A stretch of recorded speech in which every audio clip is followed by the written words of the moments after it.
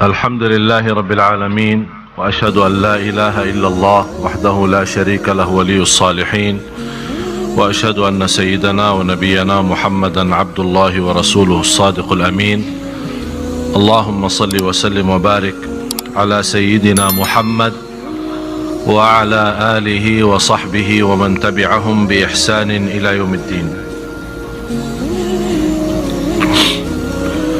سبحانك لا علم لنا إلا ما علمتنا إنك أنت العليم الحكيم. Maha suci Allah, saya tidak memiliki ilmu apa-apa, hanya saja apa yang diberikan oleh Allah subhanahu wa ta'ala. Segala sesuatu milik Allah, semuanya dari Allah. Kita tidak punya apa-apa. Ibadah pun milik Allah. Kita hanya berdoa mohon taufik dari Allah untuk bisa menjadi ahli ibadah. Ilmu itu milik Allah. Kita meminta karunia dari Allah supaya memberikan pemahaman agama. Rasulullah bersabda, "Man yuridillahu bihi khairan yufaqqihhu fid din." Barang siapa yang dihendaki Allah memberikan karunia dan istimewa, diberikan pemahaman agama.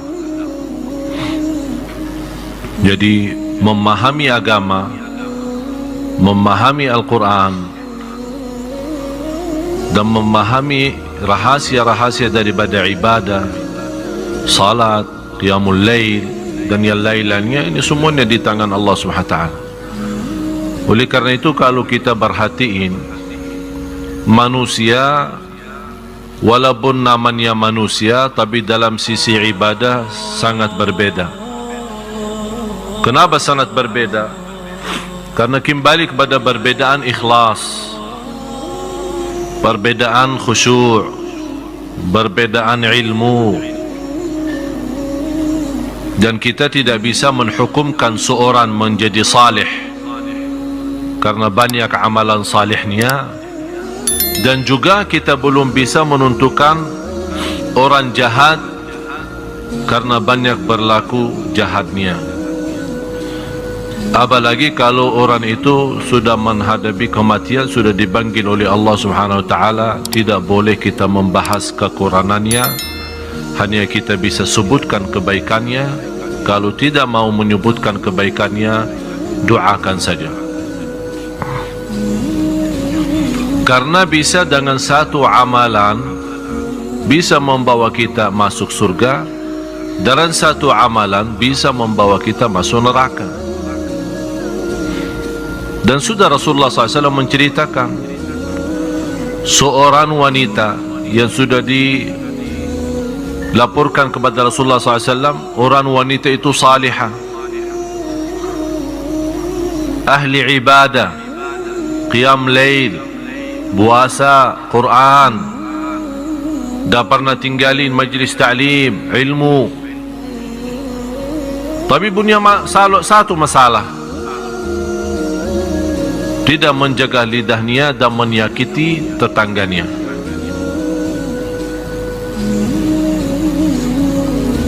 Menyakiti tetangganya dengan lidahnya. Bagaimana ya Rasulullah keadaannya ini? Apa jawab Rasul? Dia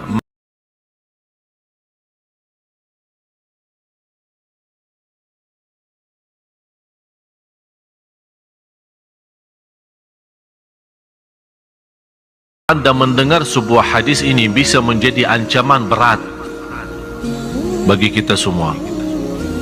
Tapi jangan Anda salah faham, kalau Rasul menyebutkan seorang masuk neraka bukan berarti kekal. Karena tetap kebaikan itu terhitung, karena Allah Maha Adil. Cuman cuba lihat sejauh mana buruknya ucapan lidah ini, yang bisa dengan ucapan biasa, atau kita menghitungkan biasa tapi dengan ucapan satu bisa membawa kita masuk neraka 70 tahun. Ini baru satu kata. Ini bukan kata saya, kata Rasulullah. ورب كلمة يقولها قائل لا يلقي لها بالا تهوي به في النار 70 خريفا. Perumpamaan seorang yang mengucapkan satu kata tanpa disadari, dan kata itu dia mendapatkan murka Allah, masuk neraka 70 tahun. Bagaimana kalau ribuan kata? Oleh karena itu orang salih yang sudah menerti ini, dia sangat mengutamakan diam daripada bicara. Karena berbicara jelas-jelas ke neraka. Udah, kita sudah sama-sama belajar lebih baik mencegah daripada berobat.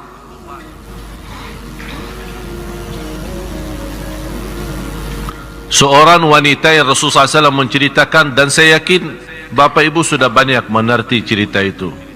Seorang wanita ahli ibadah tapi masuk neraka. Gara-gara apa? Gara-gara si ekor kucing. Gara-gara kucingnya aja masuk. Kok bisa gara-gara binatang masuk neraka? Apalagi kalau gara-gara manusia. Gara-gara binatang aja bisa masuk neraka. Kenapa dia masuk neraka? Dia menahan kucing itu, tidak dilapasin, mencari makan sendiri, dan tidak memberikan makan. Ada orang alasan memelihara binatang, malah ternyata dia menyiksa binatang. Gara-gara kucing masuk neraka. Mana ibadahnya, puasanya? Tidak ada. Sebaliknya, cuba lihat karunia Allah. Jadi Bapak Ibu, masalahnya bukan masalah banyak ibadah atau sedikit ibadah. Sebagaimana di hadis yang sahih, Rasul menceritakan cerita wanita dari Bani Israel. Tidak punya kebaikan sama sekali, malah dikenal wanita ini zina. Tak pernah punya kebaikan. Pernah habis dia minum air, kemudian begitu dia turun dari sumber air, dia bertemu dengan ekor anjing yang lagi keluarin lidahnya, memberikan tanda haus. Kata wanita itu, oh kasihan anjing ini, dia merasakan haus sebagaimana saya tadi merasakan haus. Dia malah turun ke sumber air kembali, ambil air, kemudian berikan. Allah lihat perbuatannya, kata Rasulullah, Allah ampuni segala dosanya dan masuk surga. Oleh karena itu, kalau masih ingat Bapak Ibu, berusaha menjaga amal salih rutin. Bermacam amal salih, tapi rutin, biarpun sederhana. Karena kita tidak tahu di mana Allah sembunyikan ridha di dalam amal salih tersebut. Istri Harun al-Rashid. Harun al-Rashid seorang pemimpin khalifah, kaya raya, istrinya pun kaya raya. Dia membuat tabungan air atau apa di kota Makkah untuk jamaah haji. Jamaah haji juga berapa banyak yang harus disediain air minum, air apa semua untuk jamaah haji. Begitu beliau dalam cerita sejarah-sejarah, seorang anaknya pernah melihat mimpi sesudah ibunya meninggal. Melihat mimpi dan dia bertanya sama ibu, bagaimana ibu keadaanmu? Kata ibu, alhamdulillah Allah sudah ridha. Anaknya otomatis tanya, ibu, Allah ridha kepada ibu karena perbuatan bersediain minum air untuk jamaah haji yang begitu amalan besar dan dahsyat? Kata beliau, bukan. Ternyata hanya gara-gara 2 rakaat di tengah malam.